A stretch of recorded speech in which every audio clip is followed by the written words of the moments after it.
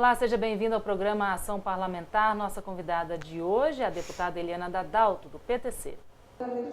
A deputada estadual Eliana Dadalto, do Partido Trabalhista Cristão, está em seu primeiro mandato na Assembleia Legislativa. Foi professora da rede pública e secretária de Assistência Social do município de Linhares, norte do estado. Atualmente preside a Comissão de Assistência Social no Parlamento e também é relatora da Comissão de Representação do Rio Doce. Nesta edição, fala sobre medidas socioeducativas e destaca os desdobramentos da comissão criada após o rompimento da barragem da mineradora Samarco no final de 2015.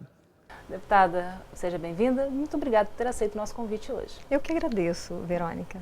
Vamos começar então falando sobre assistência social. A senhora preside, inclusive, uma comissão aqui na casa, né, sobre esse tema. E carrega, né, a experiência aí como secretária municipal nessa área de Linhares, né, nos anos entre 2005 e 2008, né? A senhora propôs um projeto, e está na defesa dele, para que o termo socioeducação seja incluído também na Comissão de Assistência Social, né? De onde partiu essa demanda, deputada?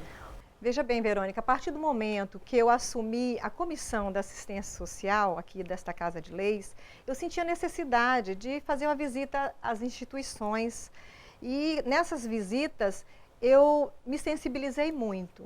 Eu vi quantos jovens, quantos adolescentes estão lá nessas unidades de internação e muitas vezes eles não têm voz também para dar uma resposta. A população não conhece a realidade. Então é preciso ter essa discussão dentro dessa casa.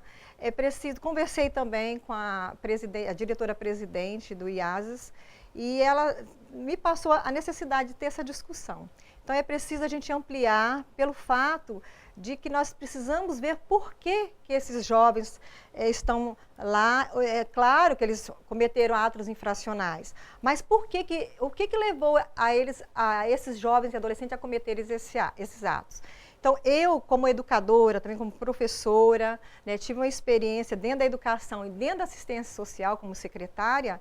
Eu percebo que não existe políticas públicas na educação de forma eficaz que possa fazer com que esses jovens permaneçam nas escolas. Bom, então só para a gente complementar, hoje a Comissão de Assistência Social aqui da Assembleia engloba, né, a assistência social, a segurança alimentar e também a nutricional.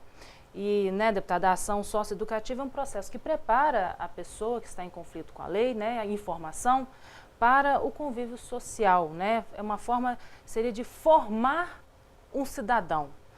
É um tema muito delicado, né, deputada, que envolve outras áreas que elas devem estar trabalhando juntas nisso aí, né? Como a própria educação que a senhora acabou de mencionar. Eu sempre falo, nós precisamos fazer com que as políticas públicas sejam integradas. E graças a Deus eu estou vendo aí, né, a gente já está acompanhando o governo, já está com esse pensamento, também está com essa preocupação de fazer com que as políticas públicas possam ter essa integração. Aí sim, aí nós vamos obter resultados. Nós precisamos que os nossos jovens tenham atendimento, tanto na educação, a cultura e o esporte. Nós precisamos também que a escola possa dar essa qualidade para nossos jovens. As nossas escolas precisam ser atrativas.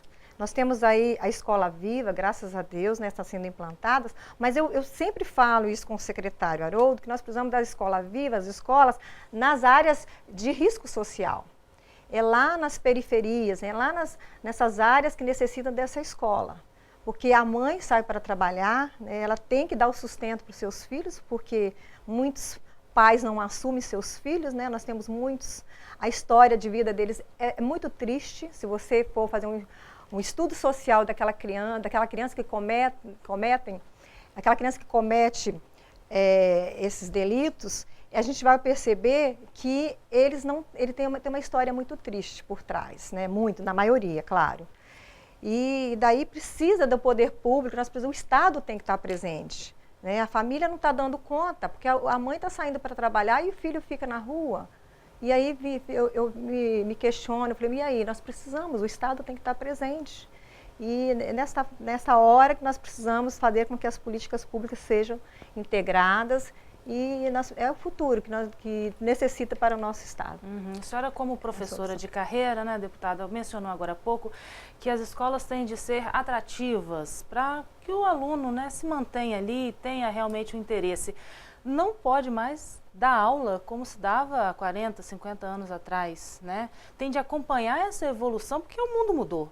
Sim. Né? As jovens de hoje em dia e as próprias crianças mesmas têm outra linguagem, elas cresceram com uma outra linguagem, né, no dia a dia delas. A escola precisa ser atrativa, né, precisa ter algo que chame a atenção. E hoje eu vejo, né, que, graças a Deus, os gestores já estão com essa preocupação, mas nós precisamos principalmente lá nos municípios. A escola viva, quando eu vejo escola viva, nós precisamos fazer se trabalha no ensino médio, predominantemente no ensino médio. Mas precisamos nós precisamos ter desde do ensino infantil até o oitavo, hoje é o nono ano, né? Fazer um trabalho de também fazer com que esses jovens, esses adolescentes, porque na verdade o ensino fundamental até o nono ano, eles precisam, porque muitos não chegam ao ensino médio. Quantos, né, porque eu trabalhei em escola, né, de ensino fundamental, quantos que abandonam antes de chegar no ensino médio. Aquele que chegou no ensino médio foi justamente aquele que perseverou, aquele que a mãe acompanhou, que a família acompanhou. Agora, aquele que era já um aluno, né, que dava um certo problema, certa instabilidade dentro da escola, ele não chega no ensino médio. Então, nós precisamos, principalmente os municípios, gestores municipais têm que ter essa consciência. E é um problema mesmo porque, assim, passa também por questões de valores, né? O valor da criança, do adolescente, tem deixado de ser, muitas vezes, o de ter uma carreira para conseguir ter uma vida, vamos dizer, fácil, sendo que a gente sabe que não é fácil, né? Se envolvendo com drogas, se envolvendo com criminosos aí perigosos, né? E voltamos a falar sobre a questão da socioeducação. Os atos infracionais praticados por adolescentes, infelizmente, é uma realidade comum no nosso país, né? A senhora acha que faltam realmente trabalhos eficazes para que essas crianças sejam reposicionadas na sociedade hoje, deputada? Olha, eu visitando os IASs, eu percebi que tem profissionais bons lá dentro. Então tem muita força de vontade de mudar, mas não depende só deles. Às vezes a estrutura, pelo que eu percebi, a estrutura precisa também melhorar, é preciso melhorar a estrutura. E aí vem sempre a questão da prevenção. É preciso fazer um trabalho para que eles não cheguem aos IASs, né? Porque depois que chega lá, não é fácil. Não é fácil, não é impossível. Eu sempre falo isso, não é impossível.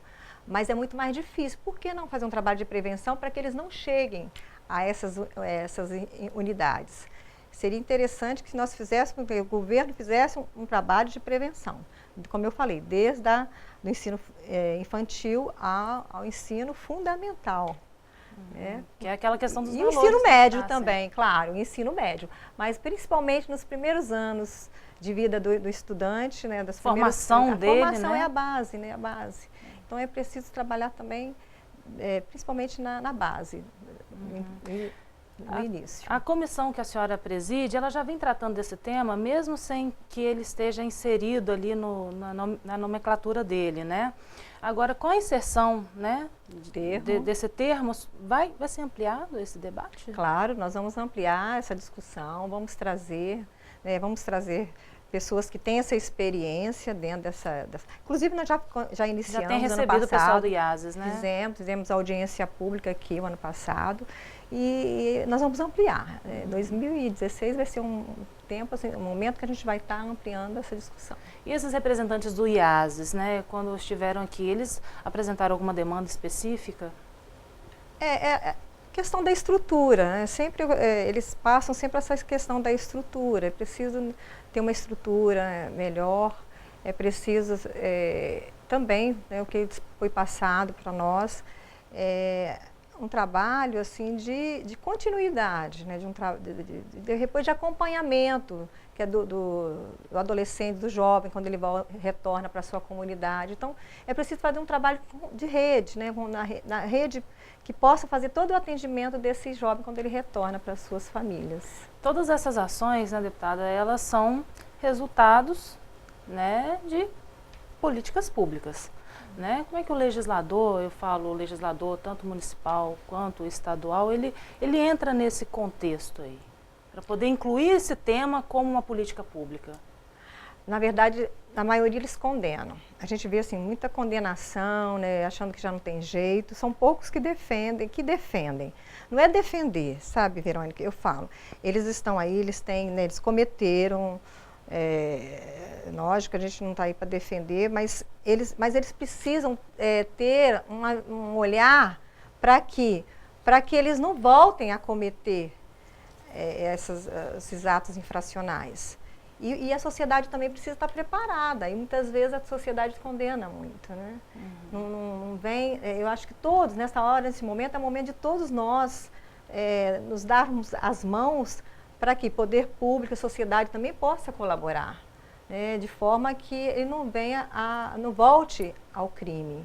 Então é preciso todos nós estarmos conscientes, né, para minimizar a violência que nós estamos vivendo no nosso estado. Nós precisamos ter essa consciência de que todos nós somos responsáveis, o estado, mas também toda a sociedade. Muitas vezes a sociedade ela condena, né? Entendo. E eu costumo dizer que, se for ver a história, né, desses jovens, como eu falei, o histórico de vida desses jovens é dramático, são histórias dramáticas, né? E muitas vezes nós não temos conhecimento e a gente vai condenando. E é preciso nós precisamos ter essa consciência de que todos nós precisamos fazer com que a pessoa se recupere. Eu acredito na mudança das pessoas, eu creio que a pessoa tem que ter a oportunidade de mudar, sim. Bom, para a gente encerrar o primeiro bloco, as medidas socioeducativas previstas no Estatuto da Criança e do Adolescente são advertência, né? A obrigação dela reparar o dano, prestação de serviço à comunidade, a liberdade assistida, a introdução de regime em semi-liberdade e, por fim, a internação. A gente vai fazer um breve intervalo e voltamos já já.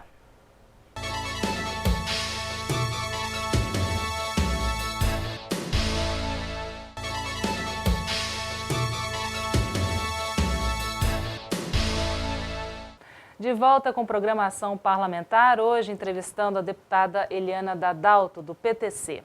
Bom, deputado, no primeiro bloco a gente encerrou falando sobre a questão da socioeducação aqui no Espírito Santo, e agora a gente vai falar um pouquinho sobre essa questão do Rio Doce, né? A senhora é relatora da Comissão de Representação do Rio Doce, uma comissão aqui da Assembleia, que foi criada logo após o rompimento da barragem, né, lá em Mariana, em Minas Gerais.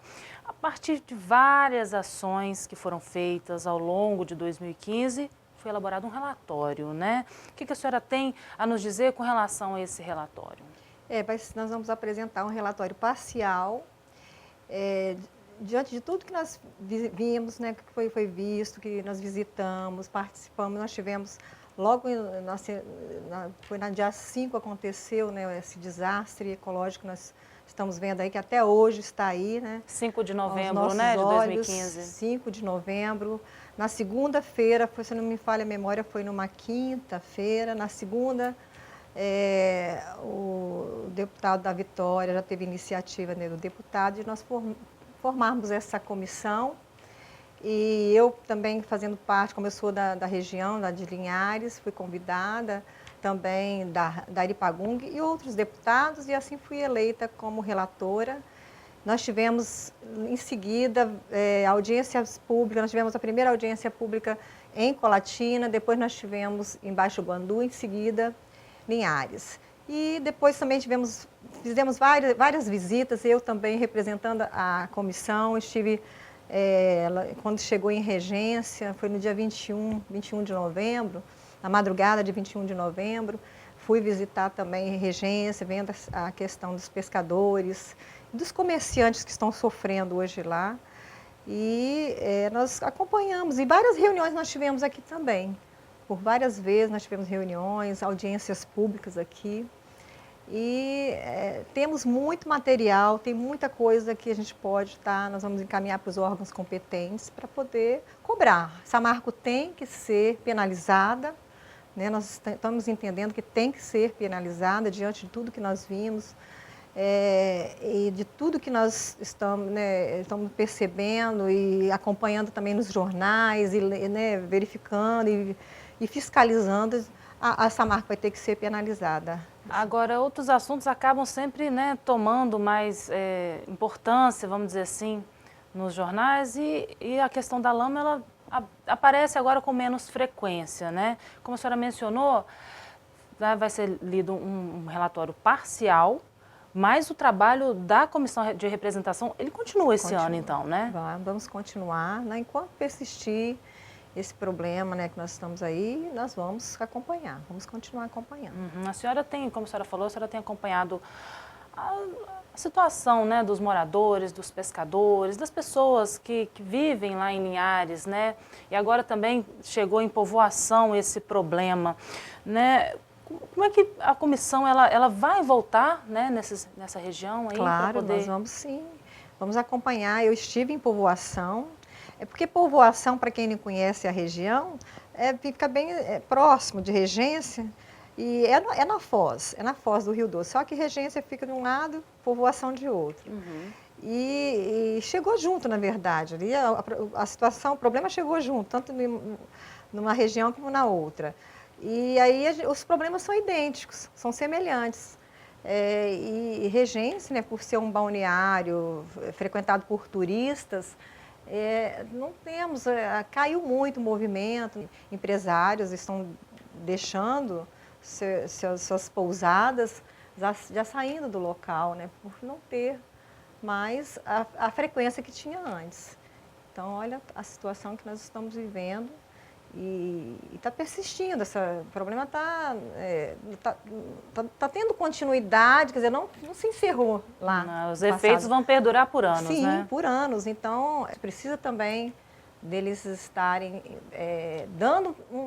trazendo um projeto de alternativa também para essas regiões, né? E nós vamos estar sugerindo isso também, para que tenha uma alternativa de renda para essas famílias que ali residem, porque ali era um empresário que pôde se deslocar, e as outras que dependiam do rio, os pescadores.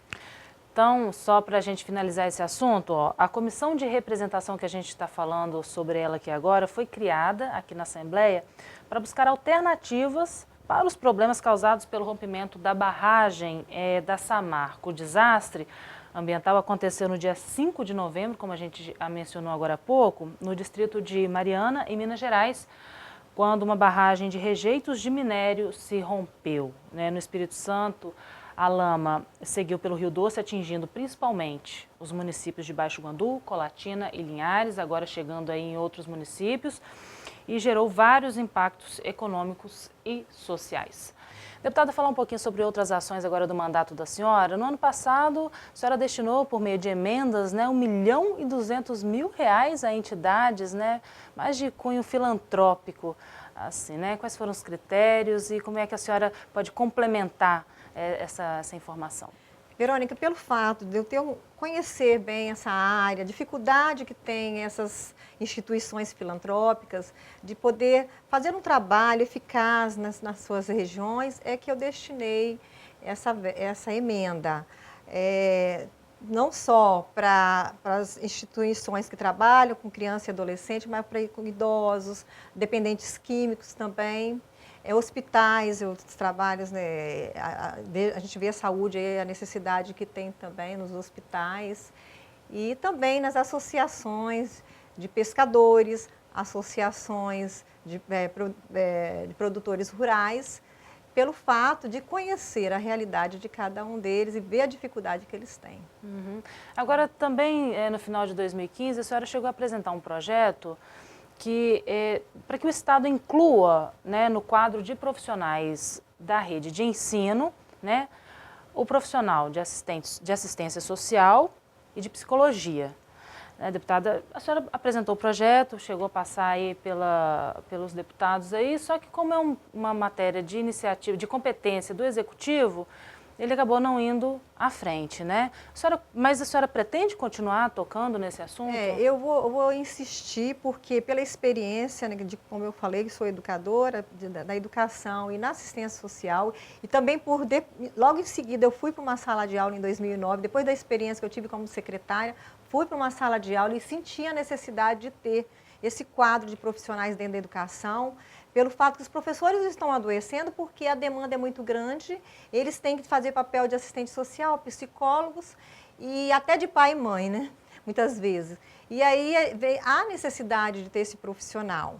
E eu insisto e vou fazer até uma indicação ao governo para que a educação possa ter esse atendimento dentro das escolas. É necessário, é preciso pela experiência, por conhecer de perto a dificuldade que tem a escola de poder fazer um trabalho eficaz dentro das escolas.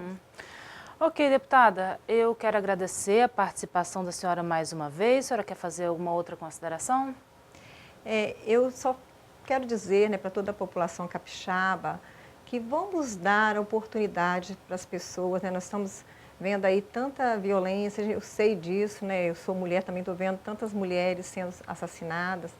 Mas nós precisamos fazer o quê? Nós precisamos fazer com que vamos ver lá no passado, vamos agora para frente, vamos trabalhar com nossas crianças, principalmente as nossas crianças de risco social, para que eles não caiam, né, na violência, para que eles não conheçam esse mundo das drogas. Então é preciso todos nós nos unirmos, a sociedade civil, religiosa e o Estado. Nós precisamos nos unir para que não tenhamos daqui 20 anos, 25 anos, pessoas que venham tirar a vida dos nossos, né? Como aconteceu lá em São Mateus, eu fiquei muito sensibilizada com isso, mas também a gente precisa, todos nós precisamos nos unir as nossas forças para eliminar esse mal no nosso estado do Espírito Santo. Ok, deputada Eliana. Encerramos aqui mais uma edição do programa Ação Parlamentar. Se você quiser falar com a deputada, basta escrever para o e-mail dela, elianadadalto@el.es.gov.br, para acompanhar outros projetos, outras ações, né, debates que a deputada faz em plenário ou até mesmo nas comissões. Você pode entrar no nosso site que você vê aí na tela ou acompanhar pelo jornal Panorama, com edições inéditas de segunda a sexta-feira. Muito obrigada pela sua companhia e até a nossa próxima edição.